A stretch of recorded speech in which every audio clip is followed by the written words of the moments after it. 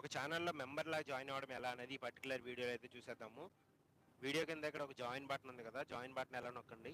నొక్కిన తర్వాత మీకు బేసిక్ మెంబరా ఇలా డిఫరెంట్ వాళ్ళు ఎలా పెట్టుకున్నారో అవన్నీ కనిపిస్తాయి. ఇలా అయినా ఎళ్ళొచ్చు. లేదా మీరు ఛానల్ మీద క్లిక్ చేసుకొని, ఛానల్‌లో కూడా ఇక్కడ జాయిన్ బటన్ ఉంటదనమాట. దాన్నైనా క్లిక్ చేయొచ్చు. ఇక్కడ జాయిన్ అని క్లిక్ చేసిన తర్వాత మళ్ళీ అవే ఆప్షన్‌లు వస్తాయన్నమాట.